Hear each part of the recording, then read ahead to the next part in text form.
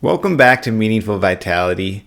I think I have a good one here for you today. I want to talk about civil discourse from a mental health perspective and why that's so important in the world and the society we live in.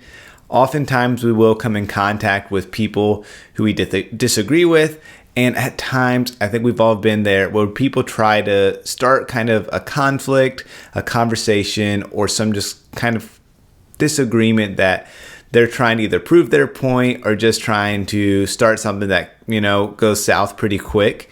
And I think when that takes place, it's so important to try and engage in civil discourse. And this doesn't mean that you're agreeing with the other person, but having a respectful conversation through a topic that the two of you disagree on and that can become heated or, elevated in that kind of way. For the sake of this argument, though, let's assume that this is someone who you want to be in a relationship with, whether that's a friend, maybe a coworker that you're closer to, a family member, or a spouse. Be wary of bringing up topics like this. Talk more about what you guys have in common than what you guys differ on. So I definitely don't recommend you bring up some of these heated political, religious, or ethical conversations unless this is someone who you feel very comfortable with. At times, I will maybe have some conversations like this with maybe my mentor, maybe a friend that I'm really close to, or my spouse.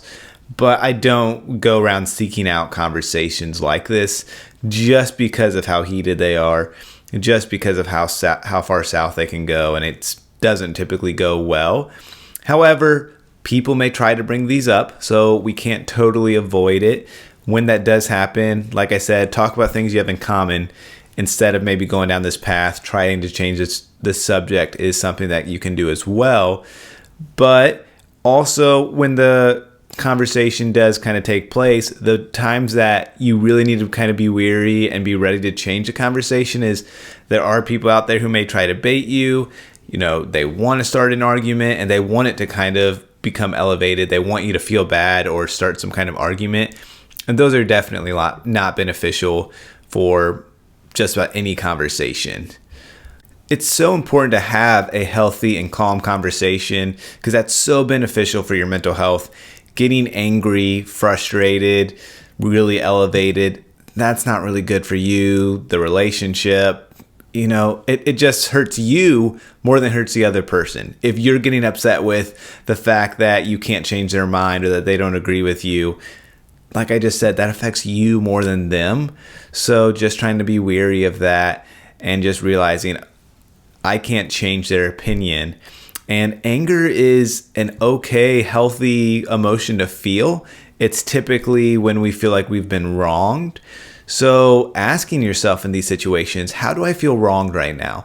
Where is this anger coming from? Why is it really elevating me? Why am I so mad right now with this topic?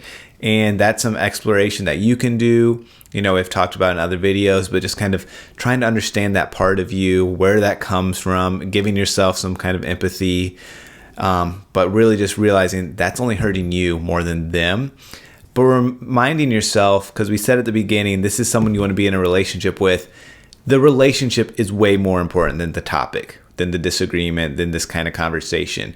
So trying to prioritize that as much as possible, because even if you win this argument, let's say that you prove your point and maybe they acknowledge, maybe they don't, but that you kind of, for lack of better terms, won the argument. You didn't really win if this is one of your best friends, if this is your spouse, if this is a family member, because now they're mad at you and now you're mad at each other, and that's not beneficial for the relationship. So just trying to keep that in mind as well. The way in which you think and do and how you act during this conversation is very important as well. It's so important to listen more than you talk. So trying to understand them, trying to give them a voice and a place to kind of vent where they're at, that's going to be good for the relationship. And it helps you to show love, compassion, and empathy, because that's so important as well, to trying to see the other side, to better understand your friend or whoever you're having this conversation with. Remember to just be present, show that you're listening, and just be active in that conversation. and do your best to try and come across as non-judgmental. That's so important as well. It's always beneficial to better understand others and show empathy to them and their beliefs. That's going to be good for you to better, live life, to see other people's perspectives. And I think that's one of the greatest blessings I have as a therapist. When I'm in my chair as a therapist, I have been able to work with a lot of different people, a lot of people from different backgrounds, demographics, beliefs, and I've been able to see their point of view. I don't always agree with it, and I'm not saying you have to either, but I can kind of tell myself, if I had that experience, I would believe that, or I would behave in that way too, probably. Or maybe I can see why they think that based on just some of their own experiences. And that helps me see different people in different ways in a more positive way. Whether it's a political belief, a religious belief, or just a way they're doing their life, I can better understand, yeah, that's a person. That's someone, it makes sense why they have those kind of beliefs and their perspectives. You don't have to believe it. Like I just said, I don't always believe or agree with what, my clients are saying or doing, but it really helps me see them in a more positive light. And I think that's so good for anybody. But again, this is someone who you have a good relationship with. Going back to anger and that negative emotion, I already said that it's not a bad emotion, but we want to be mindful of our emotions and not let them control us.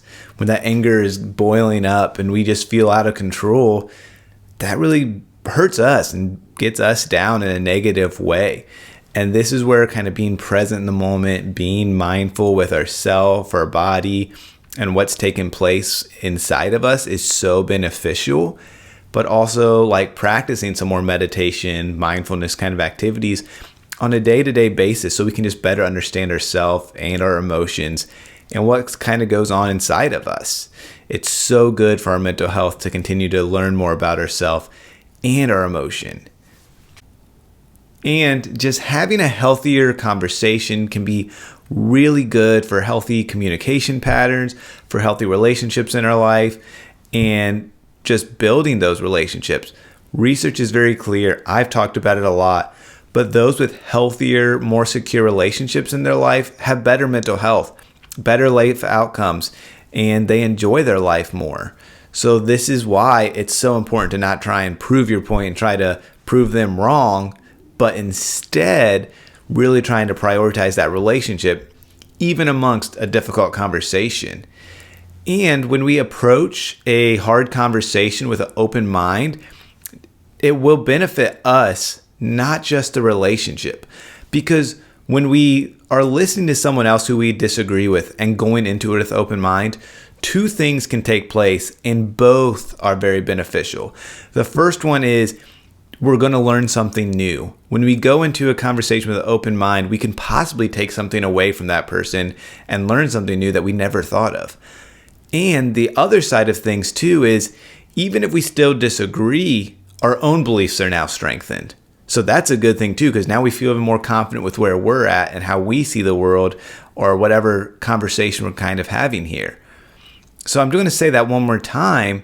If we're having a conversation with someone we disagree with and we go into it with an open mind, we're either going to learn something new, which is great, or our own beliefs are going to be strengthened. Again, very beneficial as well for how we kind of feel about ourselves. So doing so is really important to consider. Now remember to prioritize the relationships when these kind of conversations come up. I just want to kind of wrap things up just because that's so important. The relationship is way more important than the topic. And also remember to show love and empathy and understanding to others. Listen more than you talk. That is so important with these kind of conversations, but also conversations with others on a day-to-day basis. Helps them feel heard, helps us grow in those relationships, and can just be really beneficial. And remember to always be learning about our own emotions, whether it's anger, where that's coming from, and how it's affecting us in a negative way. And I want to say it again because I think it was important. Remember, going into it with an open mind, we're either going to learn something new or we're going to be more confident in our own beliefs. Keeping all these things in mind, going into conversations with this kind of attitude are going to be beneficial to us, the relationship, our mental health, and help us live a healthy and meaningful life.